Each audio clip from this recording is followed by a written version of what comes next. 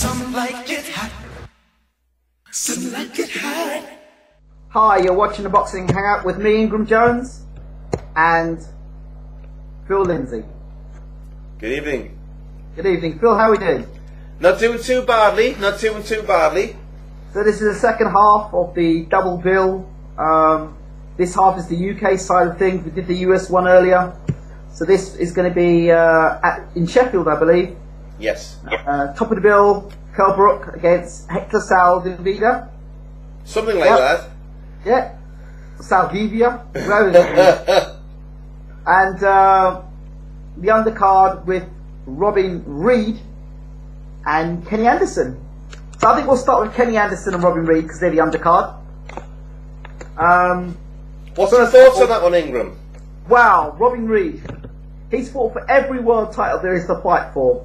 He's been the WBF champion, he's been the IBO champion, and he was the WBC champion. He should have been the other champion, WBA champion, against Svenotka because he beat Svenotka, but of course in Germany he did knock him out to get a draw. So, as Reid said himself, what's the point of having judges? Yeah. You know, you might just wait until somebody falls on the floor. So, but Reid's now 41 years old. For me, at 41, he's older. And as I said in my prediction video, it's sad when you see a guy that old coming back. The first thing you think of Reid back in the days, in the 90s, the late 90s, when he was making title defences, you know, new kid on the block, world champion, fresh face. That's what you remember. You tend to forget his fight against Carl Froch, the way he got the way he got beat up by Jeff Lacey. Ooh. That uppercut. I went and watched the fight again, and Jeff Lacey put a number on him. You remember, and then you think about what Joe Calzaghe did to Jeff Lacey. So I guess styles make fights. Yeah. And then you've got on the flip side, you've got Kenny Anderson, who, to be honest, nobody knows who else. Nobody cares who else he's fought apart from George Grosz. The George Grosz fight, and Kenny Anderson is famous for dropping George Grosz, not finishing him off, and getting stopped. Running out of gas. Shots. Well, he got hit by some body shots, run out of gas, or George Grosz's power saps his energy by those body shots. Bottom line is this: he got beat by George Grosz. We still don't know how good George Grosz is. We know that he's got a lot of. He's a big puncher. Leaves his chin in the air, and he gets hit with some funny punches. Paul Smith, that. Yeah, so yeah, that's Paul Smith. That yeah, so he does hit with a lot of power. We don't know how good he is, and of course he's fighting Glenn Johnson now. But Kenny Anderson will argue and tell you that he wasn't fit enough for the fight. He took it at a short notice. He now knows about the Reid fight. If you look at experience, Kenny Anderson is not mixed with the quality of Reid. Fact. So I guess, apart from George Grosz, this is Kenny Anderson's toughest fight today. But for me, I'm looking for the younger, fresher, hungrier, angrier man to win the fight. And Kenny Anderson's a very angry man. He is. He's the polar opposite of Postman Pat, isn't he? Really. I'd love to see. You know, I'd love to be able to do an interview or watch a Skype conversation between Kenny Anderson and Scott Harrison. Yeah, I knew where you were going before you actually came. I knew who was at the other end of the Skype call there. That would be in. At the same point, I think Scott Harrison's mellowed down to he's mellowed down to crimson, hasn't he? Crimson alert. But no, I was looking at that fight, and I was after seeing Reid in the prize fight, and it was disappointing to see him in that. After, like you were talking about before, he was a guy when he won the WBC. In my opinion, he won the title too early. Yeah. But he was in some reasonably entertaining fights. All the hooks he used to land. But at the same point, he's had 2 fights since the prize fighter. He's had 2 stoppage wins against reasonable opposition. You got talking about levels here. You know what I mean? It's like guys that had both won more fights than they'd lost. Okay. And he stopped them both. Okay. Now, you look at that and you think, okay, he's 41, but then you think about the level he was. It all depends how well he's looked after himself in terms of how much he's got to come in there. I don't think Reid can win on points because Kenny Anderson will just be too busy for him, plain and simple. But Reid, he's banking on the stoppage. Now in the prize fight, he didn't have time to go for that. Didn't have time to find his rhythm in that. Where in this fight, you see, I don't know whether he's a 12-round fighter, and he's certainly not a 3-round fighter. So if he's going to win, he has to win between rounds 5 to 8 for me. Who? Reid? Reid. Can't see him doing it. But if he's going to win, that's where you have to do it. If Reid's going to win it, he's got to win it within the first 6, to be honest. If he's going to win it. Got to win it within the first 6, and he's banking on that big right hand. Good right hand. That good right hand, as John Rawlins going to have a field day. But yeah, I think just Reid's banking on the right hand. That's what it is, I think. And his chin and his punch resistance is no way near what it used to be back in the day. So when he fought. Yeah, so that's another thing Reid sort of like trade himself on. You know, a good strong chin, strong as an ox, carried a big punch, was never the fastest on his feet. No. Right, but just had power. But he was also a counter puncher, and Kenny Anderson's going to be coming towards him. Yes, but his reflexes the same now as a counter puncher. But if Kenny Anderson is he's an effective but a fairly predictive come forward fighter, and you don't always have to have the reflexes right. If you have the timing right, and you can read things. And like I say, I thought I didn't want to see this fight, but when you think about it, we don't know how good Kenny Anderson is. You know, no, he started well against Grosz, but as soon as Adam Booth got Grosz to stay off the ropes, Anderson never really got close to him again, really. Yeah, but Anderson's fitness was a problem there as well. Oh, exactly. But so we don't know how good he was because there's so many other factors there. I guess we'll find out if Reid's got anything left. I mean, even if he hasn't got much left and he's able to win, he never went through the British title when he won his world title. So being able to win the British should be a nice way to finish for him. Yeah, it would be nice. If it went the Cinderella way. Anderson's very good at cutting off the ring and marching forward. If Reid can't hurt him, if Reid can't get him out of there, he's in trouble. Because Anderson's going to take all that anger out that he's had from the George Grosz.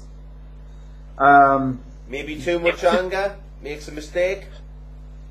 Maybe. No, all I'm saying is it's like, rather than the mismatch that a lot of people might have thought it was, there's other factors in there that for a few rounds this might be an interesting fight, and I'm looking forward to seeing it.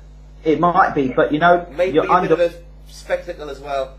You may be underrating Kenny Anderson's punch power, because in 12 rounds, James DeGale didn't drop Grosz, but Anderson dropped Grosz and hurt him badly. So I'm not underestimating, because Kenny Anderson is a junior version, albeit a bit bigger. Yeah. If you're mate Scott Harrison, so he is. He is. They could be brothers. Very much so. They may well be distant relatives, but exactly the same. But like, no, I'm not disagreeing with you. I actually fancy Anderson to win on points. Nah. Sorry, on stoppage. Anderson by stoppage, or referee stops by, or Reid quits in the corner. One of the three. But I don't see it going the distance. I don't see Reid going the distance. Not at 41, where the pressure is going to be put under.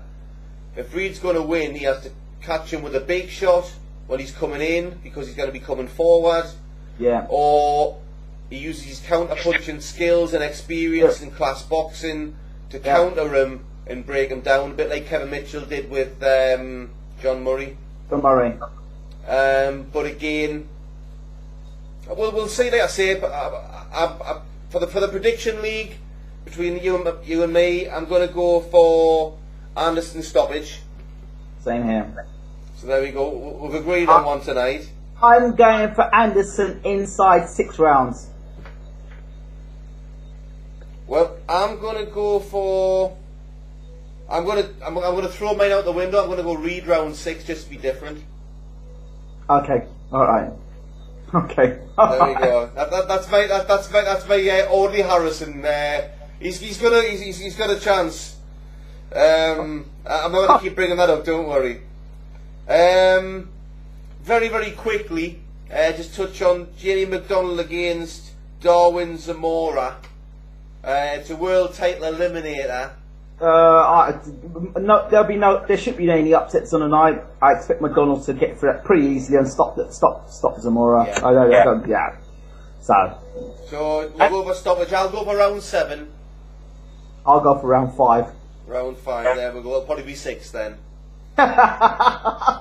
And obviously, Mr. Eddie Hearn's big fight of the night between Brook and Saldivia. How do you see that one going? Brook Saldivia. Well, I've said already, Kell Brook he's got himself into shape. The Carson Jones thing cannot happen again. He's got good boxing skills. Don't know how big his punch is at world level. Saldivia has been dropped. He has been knocked out, but he carries a wicked uppercut and right hand. Kell Brook has a habit of pulling straight back from punches, and he doesn't fight well. He hasn't got any sort of inside game. If Kell Brook can keep Saldivia from the outside and pop shot from the outside, fine. But if this becomes a brawl and a fight on the inside, I'm giving it to Saldivia. And I don't know, as you can start going up in the rank and you start moving up in class, you can make less and less mistakes. Brook can win the fight. He can win the fight. I'm not counting him out. I'd like to see Brook win the fight, but for me, I get the sneaky feeling that Saldivia's going to get inside and unload on Brook. You're fancying Brook getting stopped here? Yeah, I am. But it's not, yeah. I'm going to go with Saldivia. The power, the one-punch power he's got, the ability to get inside, and Brook can't fight well on the inside, pulls straight back from punches, and I guess at British, Commonwealth and European level you can do that, but world level, but then maybe I'm overrating Saldivia in this one, and but I have to take this fight. I have to take the fight as the eliminator. So is it a case of them really truly believing in Brook? I don't know, but I'm going to go with Hector Saldivia in this one. Well, I'm gonna pause you just for a change. Okay. Going to be some interesting scores on the review show on Sunday. I'm looking forward to this. Okay. I think Brook against Jones. Bear in mind, Jones had stopped his last 8 opponents. Absolute boxing lesson for 6 rounds. Yes. Obviously, they were talking afterwards about fitness, dedication, nutrition, all these different things. And we'll find out if that was aftermath talk, like an escape route, or if it was the truth, and if he really has. I was watching ringside. I watched it tonight actually. Yeah. And all the it's all the talk about. Well, there can't be any excuses this time. So but fitness is one thing, but it's technical skill we're talking here. It's technical skill. He's still going to pull straight back from punches. He still is going to have no inside game. He's still going to have Dominic Ingle in the corner panicking when something starts going wrong. When he's pulling back from shots, he can get caught, he can get tagged, but he's riding the shot. And he showed against Jones, even though Jones wasn't at his full force by the time he caught up with him. But he's quite tough, Brook. I was worried before the Jones fight, after seeing so many near misses, that he was going to get caught when he went up a level, but he showed that he could actually take a shot, a bit like Naz proved it against, well, obviously a few fighters, certainly against Pereira. Bless him. But I fancy Brook to stop him. I think he's going to break him down gradually, and I think he's going to catch up with him in the 8th round. Okay, that's fair play. So there we go. There's our predictions for tomorrow night. Okay. So? In that case, all we have to do is we'll work out some sort of scoring system for the prediction league that we're having. Absolutely. We'll run it over the boxing season.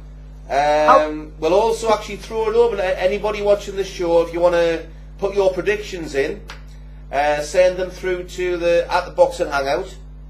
And like I say, we'll see how this goes. We've got a website coming up the next couple of weeks. So any predictions that people send through, we will actually put them up on the website, and we obviously will retweet them as well. Okay. This is Ingram Jones with Phil Lindsay, the Boxing Hangout. We're both out. Bye bye. Some like it hot, some like it hot.